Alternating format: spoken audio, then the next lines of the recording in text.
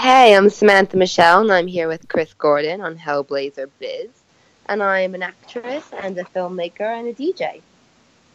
Good morning, good afternoon, good evening, and good night, listeners, wherever you are in the world right now. You're tuned in to Hellblazer Biz. You can, with your one and only host, Chris Gordon. You can find us on iTunes, YouTube, Spotify, Heart Radio, and more.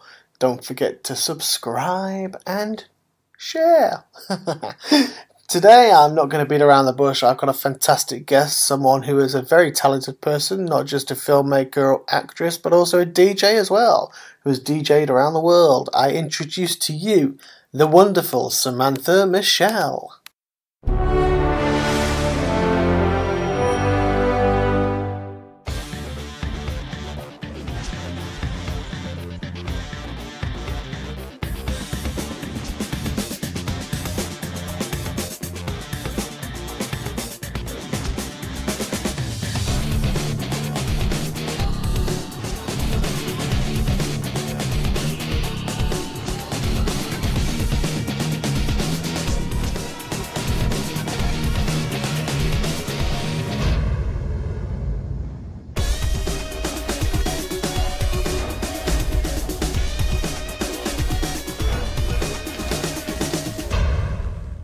So, hey Samantha, how are you? Hey, I'm great. How are you? I'm good, thank you. I do appreciate you joining me today. It's great to talk to you. Oh, thank you. It's my absolute pleasure. Thanks for having me. No, you're welcome. So your whereabouts are you at the moment? You're in New York at the moment, I think, aren't you? I am in New York, melting. We've got the heat wave that just never ends. The heat in New York is like so unlike anything. It's like the whole city feels like a sauna, which is kind of amazing. I've really just taken to wearing like leotards and crochet tops. I can imagine. It's really hot over here in London at the moment. Obviously, we've had this heat wave as well, but I know in New York, obviously with the buildings and everything, it just sucks the heat right in and sucks the atmosphere out. Yeah, it's really intense. It's like nothing. And the thing is, you kind of get used to it after you've been in it for a while. Like on day 4 or 5, you're like, okay, right, I get it. I'm just like permanently holographic. That's cool. And then I was traveling for a month, and so I was sort of out of it. And I got back and got straight back in, and I was like, whoa! It's like, having a glass of wine after you haven't had a drink for a month. You're like, what is this? Yeah. Exactly. I mean, it's just crazy. I mean, I'd say I wouldn't like to be out there at the moment because it's bad enough in London, and I'm south of London, so if I have to travel into the city centre on the tubes and stuff, it's just awful. I had to do that last week, and I think I'd lost about £50 by the time I'd travelled 20 minutes on the tube, which isn't a bad thing considering I need to, but. Yeah, the tubes in London are a mighty special thing in the heat. Mighty, mighty special. Oh yeah, ripe is a good word to describe them. Yeah. Do you know what my favorite thing about New York is? It sounds so ridiculous, but when I moved here, I was just like, oh my god, my life has just got so much better. So you know how in London, like, you have to tap out on both sides of using, like, the tubes, right? So, and you've always got so much stuff with you because you're like, you don't go back and forth a million times the way you do in New York. So you've got one bag, with your laptop and stuff that you need for the afternoon, and then, you need stuff to change into for the evening if you're DJing or whatever. So you've basically got your, like, life in a bag. And you get there and you're like, oh gosh, where have I put the Oyster card? Is it in my back pocket? Is it in my purse? Is it in my wallet? I don't know. You find it, you tap in, you get on your journey, you make your change up on street or whatever. Then you get out and you're like, where's the Oyster card again? You need it all over again. And there you are negotiating with all your luggage, trying to figure out where you left the Oyster card. In New York, you get on the metro, you swipe through, and that's it. And when you want to come out the other side, you just walk out. And to this day, and I've been on the New York subway, God only knows how many times in the last, 5 months that I've been here. But every time I go to get off the train and out of the station, the joy that I experience for not having to go and find my card is just, it's amazing. That is. I'm like, I'm going to put this in my wallet. I'm not going to need it again today. That is pretty. Simple things. Yeah, like simple things. But you're right. That's pretty impressive. So how do they know where you've travelled to, or is it just one price for the whole? I don't know. I can't really explain how it works, but I just know that that's how it works, and it's great. That is pretty cool, because I mean, I lost my Oyster card 2 weeks ago, and I just put 40 quid on it. It will turn up. I found my Oyster card the other day, and with my like old gym card or whatever, and I was like, oh yeah, okay. Yeah, I don't know where mine went. It might have been stolen, actually. Croydon's not exactly the most hospitable town to be in. I'll put it politely. Yeah, no, it's that metro sounds great in New York, to be honest. And it is a pain, and it costs so much on the Oyster as well, because like you say, because every time it's crazy. Anyway, it's so crazy. It's so crazy. Yeah. So now we've put the travelling worlds to rights. Looking back, I mean, you are very, very varied with your talents that you do have. I mean, you're an actress, DJ, filmmaker as well. Thank you. You're welcome. No, it's very rare to come across someone with so many different sort of aspects to their career and their what's the word? I can't even think of the word now. The career and just your career and your person about you, and I can't speak. Sorry, I've just lost there. So with the DJing, how did that come about? Because I mean, I know you're very hugely popular across the US and obviously in the UK and Canada as well. You've been there with different genres that you play. How did you get into that? Well, it all started as a bit of like a happy accident, really. Like I love music, like, a lot. And I have for a long time. And there's a very special place in London called the Groucho Club, where I was spending quite a lot of time. And they do this amazing thing where every year they have their staff party. And they ask, like, a bunch of the members to basically work the party. So the members, like, make cocktails and bring drinks and whatever. And the staff just have a good time. And they asked me to do it. This is going back, like, 5 years ago. And as it turns out, I wasn't very good at the whole, like, making cocktails thing. So my friend Robbie was actually DJing, and I was like, hey, like, can I plug in my iPad? And he was like, yeah, sure, why not? And I was like, okay, cool. And so I basically just, like, plugged in my iPod, and all this kind of crazy stuff happened. Like, it was like a spiritual sort of experience, honestly. Like, I still remember it, like, and, this kind of image of all of the staff kind of lined around in a circular sort of sphere, standing on the bar, standing on the furniture, hands in the air, chanting to Hey Jude, and just going, wow, this is kind of cool. This is kind of amazing. And then a couple of days later, a friend of mine who works at the club asked me if I would DJ her birthday. And I was like, yeah, sure, whatever. Anyway, so I turned up at her birthday, and I haven't got any, DJ anything with me. Yeah. And she introduces me to the manager, and she's like, hey, this is Sam, she's going to be our DJ. And I'm like, yeah, about that. I think we were joking, like, I'm not really a DJ.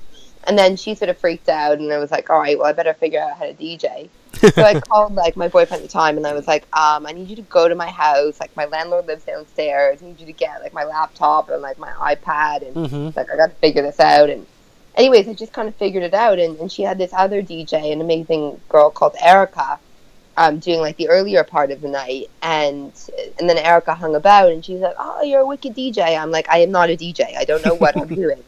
And she's like, well, you should come play back-to-back with me in the King's Head over in Hackney. And I was like, okay, but I'm not a DJ. She's like, I'll teach you. It'll be fine. So she basically, like, showed me how to work the decks, and then it kind of all just really, like, took off from there, really. Excellent. I mean, you ended up being at residencies as well, didn't you, around Soho? So, like, not just the Groucho Club, Soho House, Lights of Soho. That's pretty impressive. Yeah, well, so then a couple of years later, my friend Raina, who's a brilliant singer-songwriter, and I were having a drink, and we were chatting about stuff, and I had just come back from doing a series of gigs in Toronto, and we decided we would, try DJing together as a bit of a joke. And, like, we got a job on the smoking terrace, like, 5 minutes later. And then, like, 6 weeks later, we had, 3 or 4 residencies a week. We were doing Fridays at Lights of Soho. We were doing, like, a Sunday set and hosting an acoustic night out in East London on Sunday afternoons. Mm-hmm. We're playing at the Red Lion and Sun in Soho on Wednesdays. Like, it just all got kind of crazy. That summer we did the Glastonbury, the Secret Garden Party, Red Rooster. And, it just all happened really quite quickly. Yeah, I can imagine. I mean, Glastonbury as well. You know, that's like the biggest UK music festival going. Yeah, it was amazing. It was really, really amazing and really lovely to, like, share that with my best girlfriend. And just, you know, like, it sounds a bit corny or whatever, but you make memories that you will have for life. You know. Oh, gosh, yeah. I hope I had the chance to go back to Glastonbury at some point. Like, I would love to. But even if I never go back, like, I can die happy on the Glastonbury front because I've done it. Yeah. I've done it. I found myself hugging a bunch of strangers at 5 in the morning because they're all my new best friends in a mud pit. Like, great, you know? That's an experience I've still not had yet. I tried to get tickets a couple of times and failed. And it's just one I've never done. Yeah, it's a pretty special place. It is. I've heard so many things about it. You also did a radio show down in Soho as well. The Smoking Guns sessions. Yeah. So Arena and I are called together the Smoking Guns. Sorry, I just got my window open and there's a siren in New York. And we did a show together on Soho Radio every other Saturday for like 2 years. Uh-huh. And that was amazing fun because we just like fully indulged in our music nerdom and played lots of like rare 60s soul, lots of artists who only ever recorded like one LP, like Lee Moses, lots of, really young singers like Little Denise who only did a couple of singles.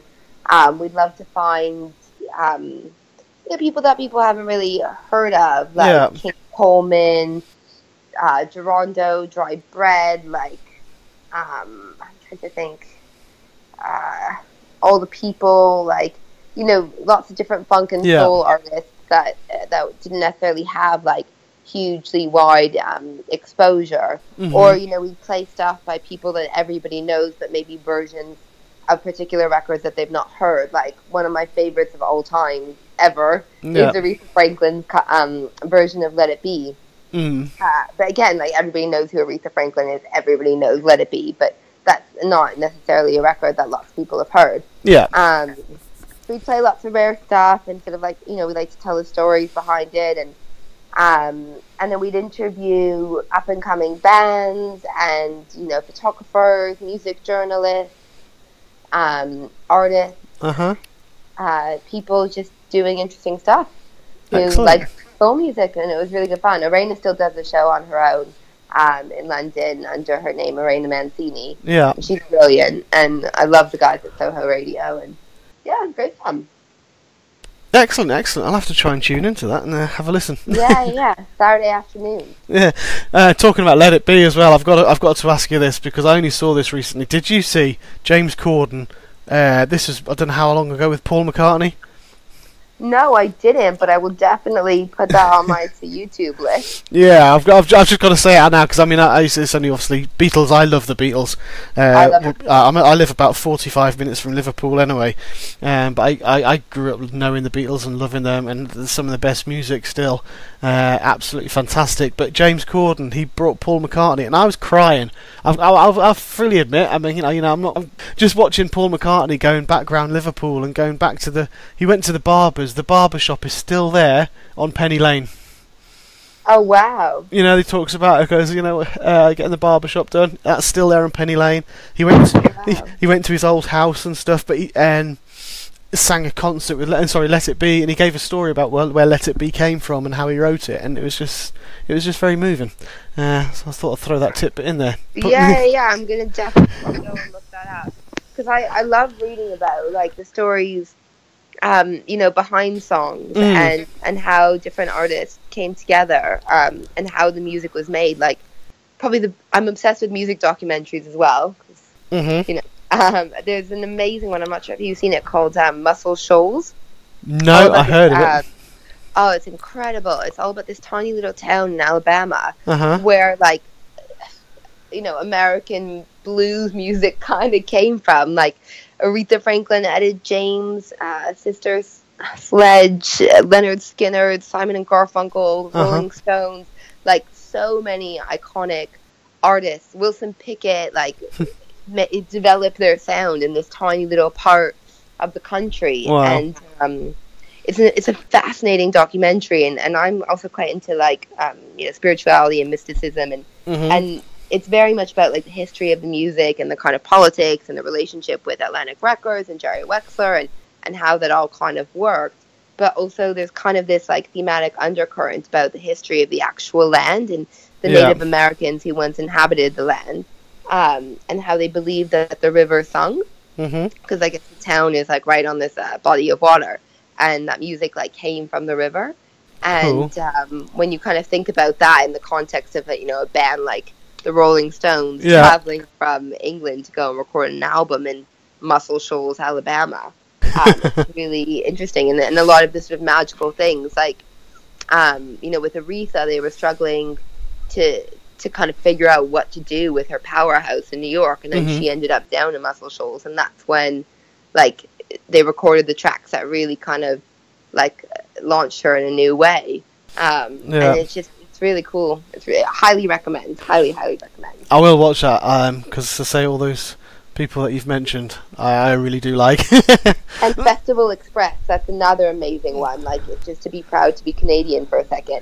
It's incredible. Like, in, I think it's late 60s, early 70s, like, Janis Joplin, the band, the Grateful Dead, they all did this, like, they were all basically put on a train. So the promoter had this idea that instead of making everybody come to the festival, they would bring the festival across Canada. And so they basically set up the festival at various locations throughout the country, and they put all of the artists and a film crew on this train that they built specifically for this, called the Festival Express. Nice. And there's one, and basically the documentary kind of cuts between, like, concert footage of the various performances and also these guys just, like, jamming out on a train going across Canada. And it's amazing. And Janis's performance of Cry Baby in this documentary, like, I guess at one of these festival performances, is honestly, like, it is the most astonishing thing I think I've ever seen. When I tell you I sat there and I just wept, I don't mean that for, like, cinematic effect here, or I'm not exaggerating. Like, I don't often, like, weep by myself whilst watching documentaries, but I was just like, I mean, like, mascara running down the face, like, what the fuck? This is the most pure and powerful and extraordinary expression of something that, like, every single person knows, which is, like, the longing of the heart. And yeah, it's beyond. And the version by Garnet Mims is also extraordinary and definitely worth checking out. But this one performance by Janis Joplin, who I kind of am a bit obsessed with, is just, it's beyond amazing. It does sound great. Put it in the piggy bank for another time. You are a writer, and you obviously are a filmmaker, and you write your own films and tell those stories. How did you get into that? You mentioned that's something you've always done? Yeah, well, I think I've always been somebody who likes writing. It's really interesting. I've been thinking about this a lot because, like, I wrote as a kid, and I won a couple, like, poetry contests or whatever when I was like 8, 9, 10 years old. And then it's not really something I ever pursued, I suppose. And I've just been thinking lately as to why that is, and what kind of values were instilled in me as a kid that sort of, like, really shut down that sort of avenue. I don't know. Yeah. It's interesting to think about. But anyways, yeah, I never really did a whole lot about that. But I've always liked writing, and I've always helped people out with various writing needs. But I think for, screenwriting always seemed to me like something I could never really do. And then a few years ago, I had a vintage shop in Toronto called the Treasure Chest, and I started basically making, like, content to advertise the shop and our collections. Right. I started in the still medium, and then I moved into, like, I made my first film, which was a fashion film for, like, the iconic 70s shoe cobbler Terry de Havilland. And so there's no dialogue in it, but it was still very important to me that it had a narrative, and one that was a feminist narrative and fundamentally empowering for women. Yeah. And then for about a year, I'd wanted to make a short film, and I read a bunch of short film scripts and was looking at different, projects I might take on. because I thought writing my own script would have just been not possible. And then honestly, one night, like I guess this was probably 3 years ago. Yeah. It was like a Saturday night. I decided to stay in with my flatmate and just chill out. And I got into bed and the whole thing just wrote itself.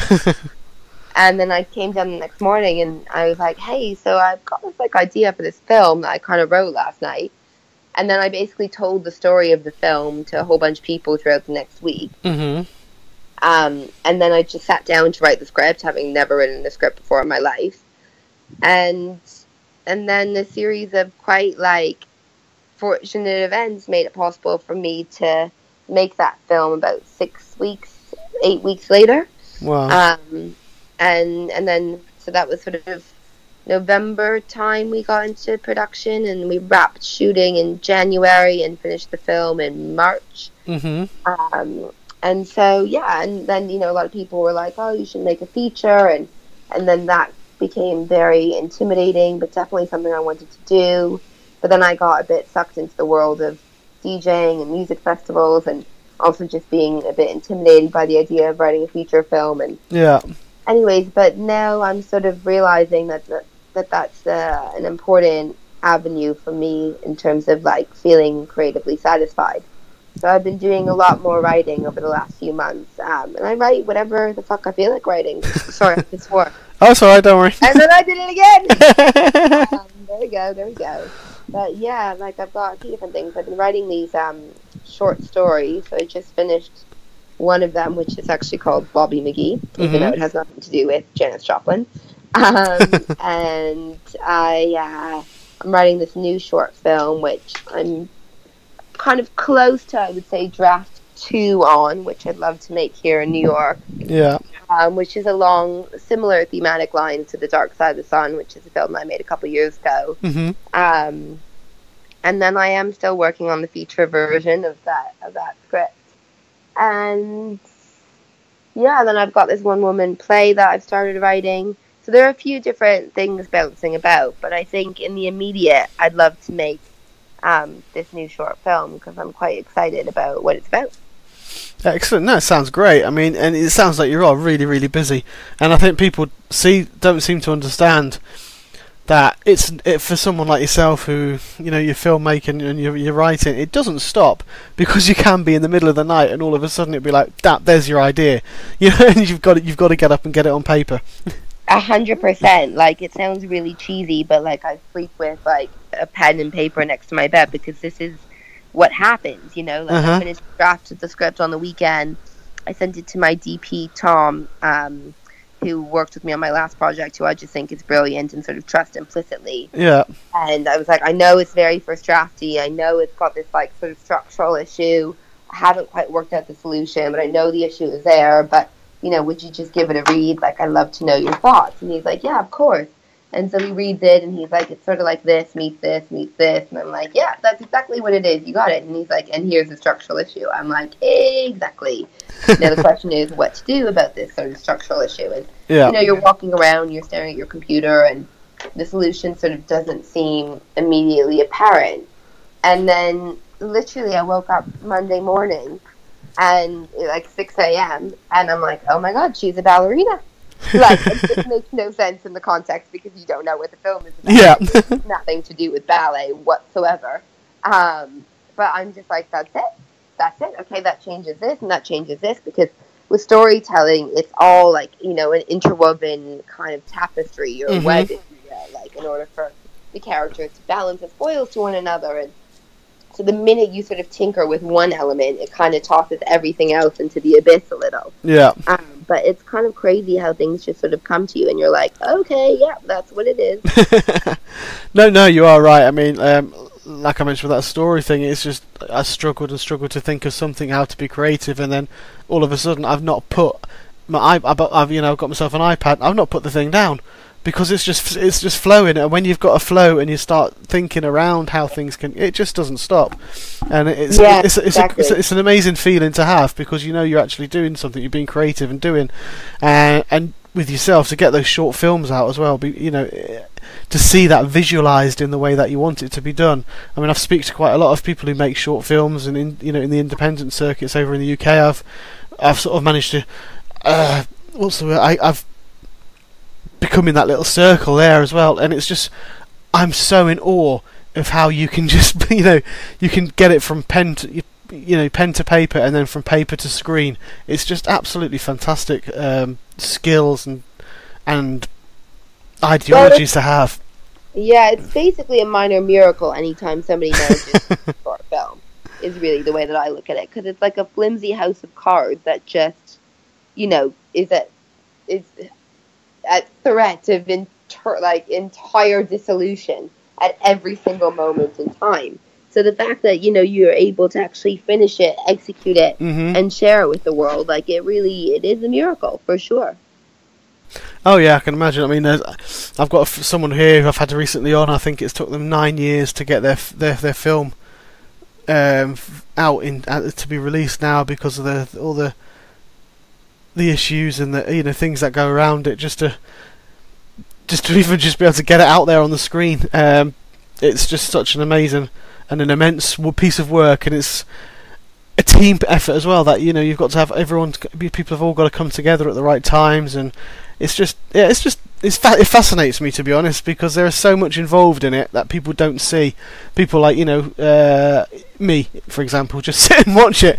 You don't understand how much goes on behind that, and how much even a film, like you say, short film, 10, 15 minutes, 20 minutes long, and the effort just to get that on screen, and the stress while you're doing it, like you've just explained. Yeah, it's really quite extraordinary. But then when it does happen, it's just the most special thing in the entire world. Exactly. Who are your inspirations? Who's inspired you to get to sort of do this kind of thing? That's a very interesting question.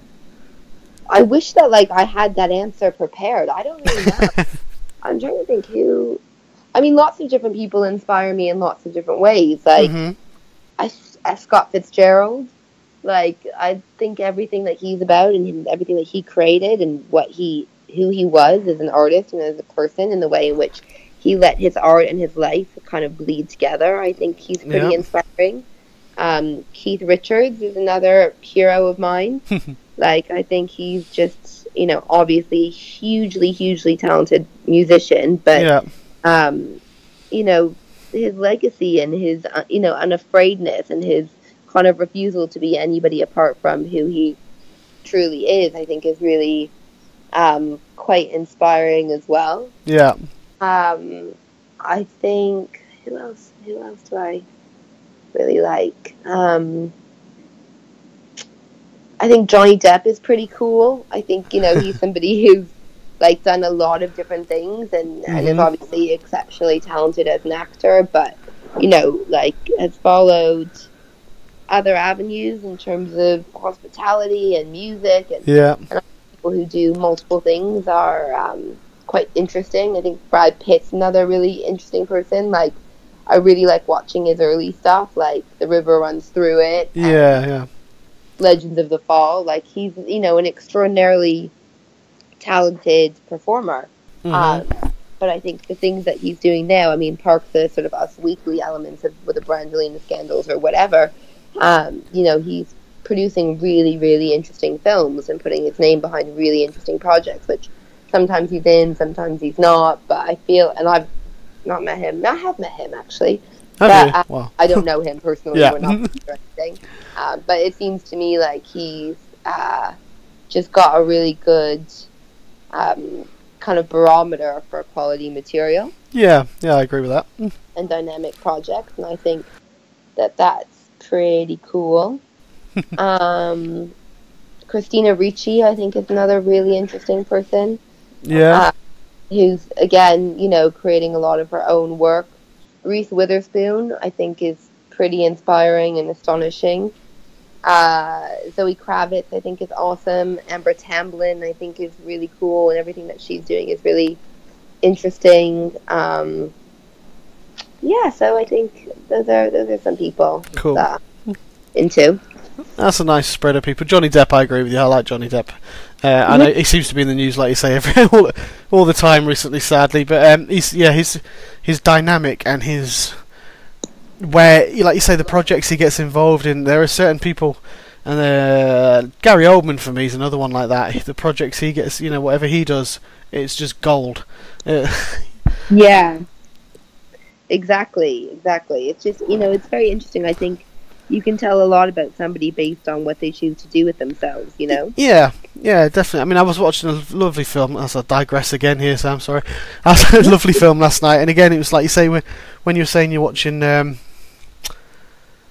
the early days, Brad Pitt in his early films, it was actually Good Will Hunting, so it was Matt Damon, and his early days, and Robin Williams, and I watched that last night, and my God, it doesn't age. It's such a beautiful film, and you can see the development of like you say, Matt Damon's development as he's obviously grown into what he is now, but seeing from that very, very early sort of days, and Robin Williams just superb talent. That film, beyond extraordinary. Have you seen Dead Poets Society? I love Dead Poets Society. It's one of my all-time favourite films. Captain. Me too.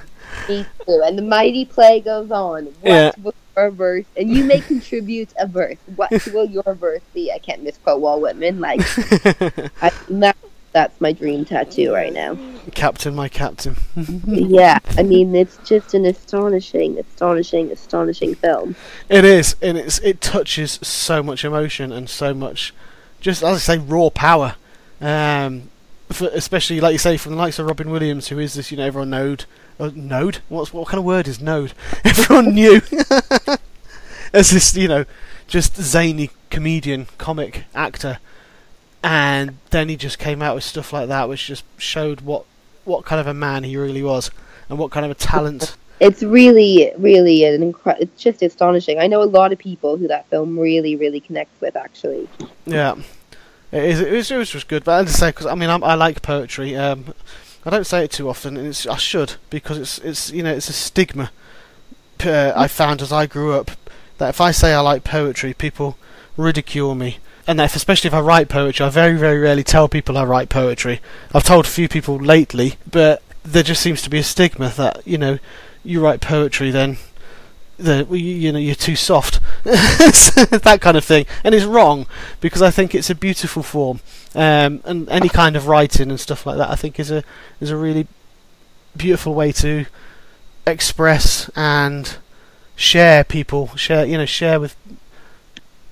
creativity, share art, share passions and things with everybody.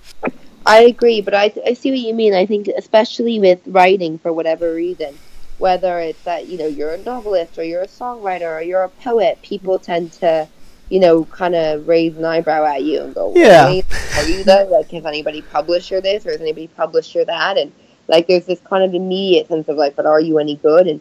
And the fear of that, I think, is so debilitating for so many of us, myself included. Like, I don't call myself a writer. I've never called myself a writer in my life. But yet, I've had my writing commissioned. I've had my writing published. I've written films that have been made.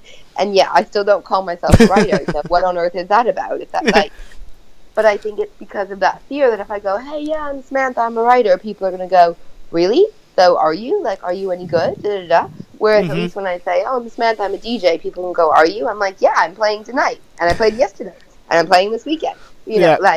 And so I think it's just very interesting. But I think ultimately it's sad, because I think there can be no more noble art form than using words to express your thoughts. Exactly. It can be nothing more useful that you ever do in your life than exercising that ability.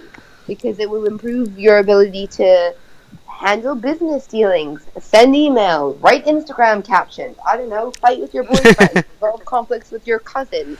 Like, being able to communicate what you think and what you feel in a way that's effective and sophisticated and individualized and personal to you is the most valuable skill any human being in any time could ever have.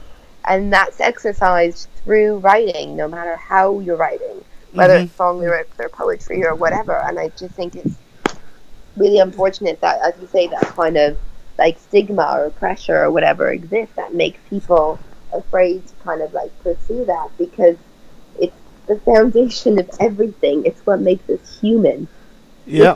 Like, I'm reading Sapiens at the moment, that book that everyone's reading about the history of mankind. It's what sets us apart from our, you know, brothers in terms of like species. As humans, the ability of sapiens as a species to communicate in this highly sophisticated way. Mm-hmm. You know, and so I think it's everything really. It is definitely, and I've got to say, it can make and break people, and you have the power in those few words, like you do with the films that you make. Is you can completely change someone's outlook at any certain time just by being able to, you know, just by writing and just by expressing something. For sure, like absolutely, and it's what, you know, connects you to each other. Like I remember.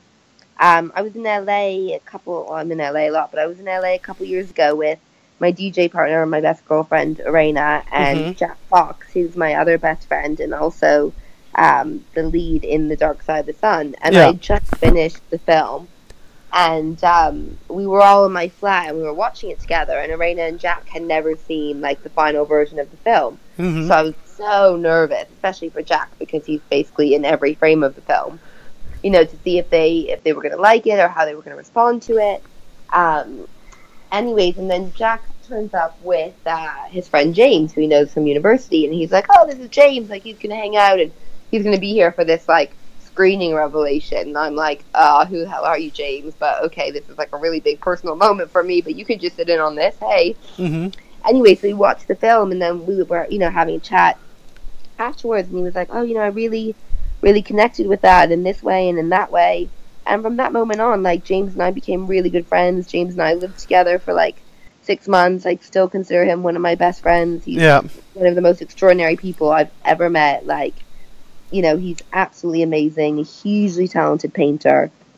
And I think in many ways, like, our sort of instant connection came because he was there at this like really kind of personal, momentous thing in my life, and just kind of got it, you know, and that was really special.